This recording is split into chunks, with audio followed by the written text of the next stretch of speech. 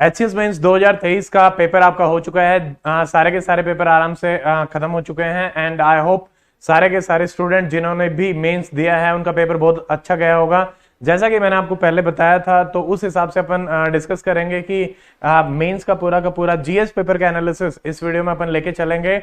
And for the new student about me, my name is doctor Amit. I have qualified HCS 2019 and given UPSC interview 3 times। So now let us start. देखो, अब इससे पहले मैं इसको relate करना चाहता हूं कि जो हमारा मेंस 300 बैच था, टेस्ट सीरीज थी, या फिर हमने जो लैब की क्लासेस ली थी, यूपीएससी प्रीवियस ईयर पेपर की जो मैंने क्लासेस ली थी, सारे में से कितना पेपर अपना लगभग हो पा रहा है। तो एक क्वेश्चन जो आपका लास्ट क्वेश्चन था वैक्सीन डेवलपमेंट, उसको छोड़ के सारे क्वेश्चन आराम से मेंस 300 बैच में करवाए हुए थे, डिस्कस किए हुए थे, और हमने टेस्ट सीरीज में भी इसी हिसाब से देखा था। ठीक है, जैसे पहला क्वेश्चन आया था, उससे पहले मैं आपको दो चीजें बताना चाहता हूं। जब हम मेंस के बारे में डिस्कस कर रहे थे तो मैंने आपसे कहा था कि इस बार एचसीएस में थोड़ा सा वेरिएशन देखने को मिल सकता है कि आपके 6 मार्कर और 14 मार्कर के जो क्वेश्चन है, हो सकता है कि आपको 10 मार्कर के बेस क्वेश्चन देखने को मिले, और वैसा ही मिला। ठीक है, सेकंड चीज ये थी कि पेपर जो है वो इजी ही आएगा, इजी पेपर आया है, लगभग सारा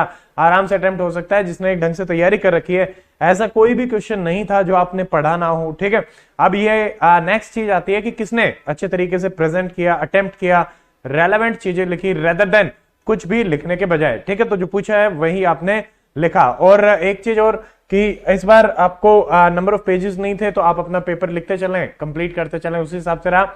और अब अपन देख लेते हैं पेपर को। जैसे सबसे पहला क्वेश्चन है, analyse the main reason for the outbreak of revolt of 1857। तो ये जो फर्स्ट टॉपिक 300 मेंस बैच में जो पहला टॉपिक है वो यही करवाया गया था, 1857 revolt, causes, series of event, importance and result. तो आप ये देख भी सकते हैं, मैंने आपको जो लास्ट में भी टॉप 100 टॉपिक्स या फिर जब मैं बताता था तो इसमें भी स्टार मार्क में ये टॉपिक मैंने आपको बताया था। Now coming to the second question, देखो ये पर्सनालिटी बेस्ड था 2019, उससे पहले एचसीएस में पर्सनालिटी बेस्ड क्वेश्चन आते थे।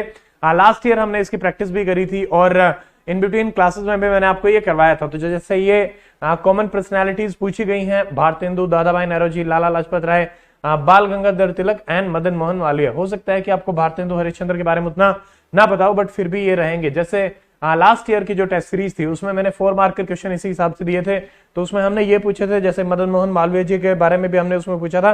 बाकी भी जो इंपॉर्टेंट लगता है, पॉइंट इज कि भाई अपनी 15-20 पर्सनैलिटी जो इंपॉर्टेंट है वो अगर अपन ने तैयार कर रखी है तो उसी में से पेपर आ भी जाएगा। ये लास्ट ईयर भी हमने करी थी। ठीक है, नाउ क्वेश्चन नंबर 3 देखिए, discuss the foundational value underpinning the Indian constitution. इस बार की जो हमारी टेस्ट सीरीज थी, टेस्ट सीरीज का पहला क्वेश्चन 2023 का पहला क्वेश्चन था, what were the historical underpinning of the Indian constitution and how did they influence it's evolution. अब क्वेश्चन में मैंने तो दो चीजें डाली हुई थी कि क्या है और कैसे वो इन्फ्लुएंस कर रही हैं, क्योंकि इन्होंने बहुत ही सिंपल तरीके से पूछा है। Same question as it is आ गया है। ठीक है, now coming to the next, discuss between coming together, holding together और इंडिया कौन से कैटेगरीज में रहता है और क्यों। ये एक बेसिक पॉलिटी का क्वेश्चन है। मेंस बैच में भी आपका फेडरलिज्म और ये सारा डिस्कस कराया गया था, और पब्लिक क्लास में भी मैंने इसको डिस्कस किया था। आराम से ये कर सकते हैं। ठीक है, ये ऑलरेडी डिस्कस्ड है। क्वेश्चन नंबर 5 देखिए, highlight the major changes brought out by national education policy 2020 in education system in India. जब मैंने आपको टॉप 100 टॉपिक्स बताए थे उसमें 4-5 स्कीम्स ही मैंने आपको बताई थी। National health policy, national education policy, national education policy बहुत ही डिटेल में मेंस बैच में भी करवाई गई थी। ये इंपॉर्टेंट टॉपिक था, प्रेडिक्ट टेबल था कि हाँ भाई ये पूछा जा सकता है, और वो पूछा भी गया।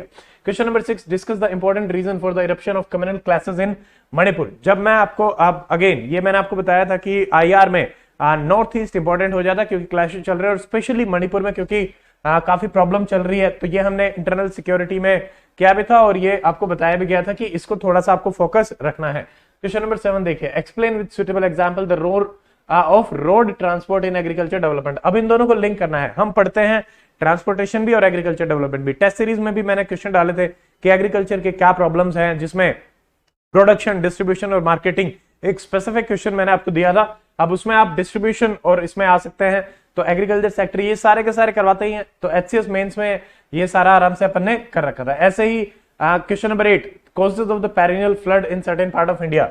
डिजास्टर मैनेजमेंट के बारे में जब हम डिस्कस कर रहे थे, मैंने आपको कहा था मेजरली 2 चीजें आपको जरूर ध्यान रखनी है। पहला तो कि एक ओवरऑल जो जनरल डिजास्टर मैनेजमेंट है उसको आप करेंगे। एंड सेकंड थिंग, क्योंकि फ्लड्स बहुत ज्यादा आ रही है तो फ्लडिंग का अपना हो जाएगा। ज्योग्राफी में ये ऑलरेडी करवाया भी गया था और मैंने बार बार कहा था कि फ्लडिंग वाला टॉपिक आपका बहुत इंपॉर्टेंट हो जाता है और ये आपको करना भी है, ठीक है। इसमें जनरल ज्योग्राफी और आपका अर्बन फ्लडिंग, ये यूपीएससी में भी बार बार पूछा गया है। यहाँ पे पेरिनियल फ्लड के कंटेक्स्ट में था, बट हाँ कंटेक्स्ट वही है, आपको बस उसी हिसाब से बताना है कि क्या रीजन रहते हैं, बार बार आते रहते हैं। उसमें हम रिवर्स के कंटेक्स्ट में ज्यादा बात करेंगे, ठीक है। क्वेश्चन नंबर 9 देखिए, how India's active policy transformed relation with east Asian countries. IR का जैसे मेंस 300 बैच में आईआर के आप ये टॉपिक लिस्ट देखिए। इस टॉपिक लिस्ट में से मैंने 4 टॉपिक आपको दिए थे। देखिए, India and South Asia, look east policy, ये स्टार मार्क है। UN reform, star mark. India's nuclear doctrine, again star mark. ये पिछली बार भी आया था, इस बार भी डिफरेंट तरीके से पूछा गया। यहां से इसी लिस्ट में से जो ये 4 टॉपिक हैं, 4 में से 3 टॉपिक आपके पूछे गए हैं। एक तो look east policy, UN reform जो परमानेंट सीट वाला है वो भी आगे आएगा, और इंडियाज न्यूक्लियर डॉक्ट्राइन ये भी आपसे पूछा गया साउथ एशिया के कंटेक्स्ट में, तो ये हमारा हो जाएगा। तो यानी इसी में से 4 टॉपिक में से आपके 3 टॉपिक ये मेंस 300 में अपन ने करे थे, ठीक है। अब देखिए क्वेश्चन नंबर 10, क्वाड और उसका क्या सिनेरियो रहेगा इंडो पैसिफिक। ये हमने लैब में भी डिस्कस किया था, इंडो पैसिफिक भी और क्वाड भी, ठीक है। तो ये आईआर में भी करवाया गया था क्वाड, यहाँ पे आप देख सकते हैं आराम से। ये इंपॉर्टेंट टॉपिक है, ऐसा तो है नहीं कि बहुत ही ज्यादा वो है। Question number 11, how long India's nuclear policy evolved as a threat to world peace to a guarantee of peace in South Asia. यानी एक लिंक करना आपको आना चाहिए, जो मैंने आपको बताया थे दोनों टॉपिक्स हैं उसी में से, India and South Asia and nuclear doctrine, तो ये लिंक करके आ गया एक, ठीक है। 12वां, goods and service tax. Economy में 1-2 टॉपिक ही हमने, जैसे मेंस जो लास्ट में टॉप 50 टॉपिक्स में मैंने जीएसटी स्पेशली आपको बताया था कि जीएसटी ऑलरेडी पूछा जा चुका है और चांसेस है कि पूछा जाएगा, और जीएसटी फिर से पूछा गया, गेम चेंजर कैसे रहा है, ये हमने किया भी था मेंस 300 की टॉपिक लिस्ट में, आप देख सकते हैं। ब्लू इकोनॉमी और जीएसटी मैंने आपको बताया था कि ये आपको करने हैं। क्वेश्चन नंबर 13, नीति आयोग, ये भी मैंने लास्ट के जो टॉप 50 टॉपिक्स में बताया था, तो नीति आयोग उसमें भी मैंने आपको बताया था कि इसको आपको ढंग से देखना है। ये नीति आयोग आपका मेंस 300 में भी हमने बहुत ही डिटेल में किया था, टेस्ट सीरीज में भी पिछले साल भी डाला था, और ये कॉमन टॉपिक रहता है। 14th, G20, मैंने आपको कहा था G7 की मीटिंग हुई है, G20 की मीटिंग हुई है। लैब में भी हमने G20 को डिस्कस किया था आराम से डिटेल में, ठीक है। तो यहाँ पे आप देख सकते हैं, जैसे लास्ट ईयर श्रीलंकन क्राइसिस आया था, तो ये 3 टॉपिक एक साथ हैं, G7, G20, Sri Lanka. Last year Sri Lanka crisis आया, अब G20 आ गया, तो जो भी चीज इंपॉर्टेंट रहती है उस हिसाब से आ जाती है, ठीक है। 15 देखिए, critically analyse India's permanent member UN reforms, तो वो टॉपिक मैंने आपको बताया था, वहां से ये क्वेश्चन आपका हो जाता है। यूएन रिफॉर्म में सारी चीजें हम बहुत डिटेल में डिस्कस करते हैं। 16 देख सकते हैं, discuss the major stake of India in the Russia Ukraine war. Mains में ये बहुत ही डिटेल में ये टॉपिक करवाया हुआ है, तो यहाँ पे आप देख सकते हैं।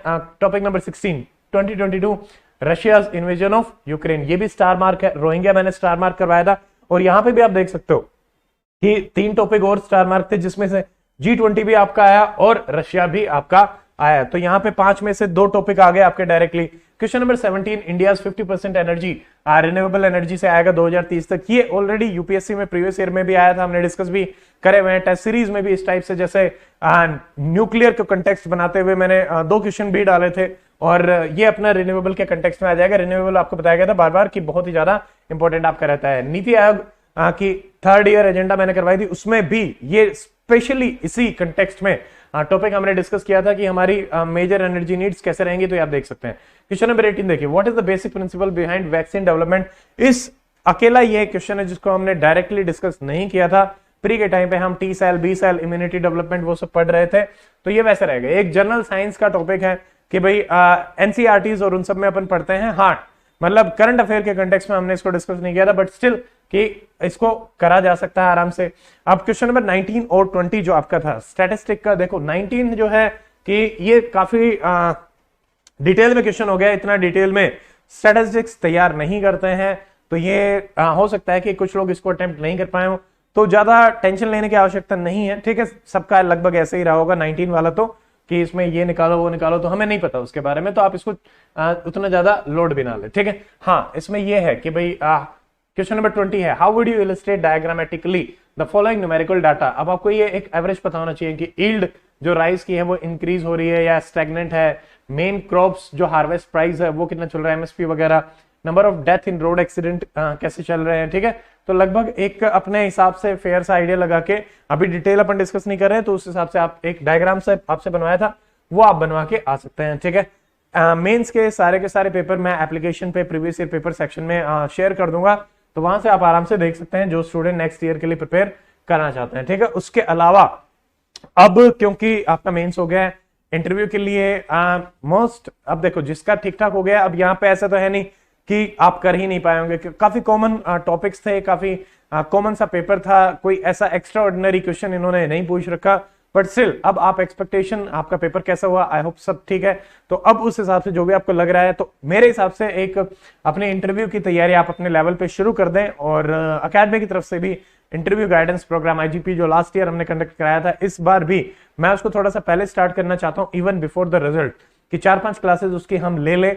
तो आप कमेंट सेक्शन में बता सकते हैं कि what do you think about it, कि इसको पहले स्टार्ट करना चाहिए या फिर बाद में ही आफ्टर रिजल्ट ही रखने चाहिए, क्योंकि कुछ स्टूडेंट है जो ऑलरेडी अच्छे से प्रिपेयर करके इंटरव्यू में अच्छा स्कोर कर सकते हैं। मेंस का हो गया अब इंटरव्यू के हिसाब से, तो एक होलिस्टिक चलता रहे प्रिपरेशन, 2-3 महीने आप इसमें लगे रहे, करंट अफेयर प्रिपेयर करते रहो, अपना बेसिक प्रिपेयर कर लो, ताकि वहां पे सिर्फ और सिर्फ आपको लास्ट में बोलने की ही प्रैक्टिस करनी पड़े। ठीक है, तो ये अपना रहेगा।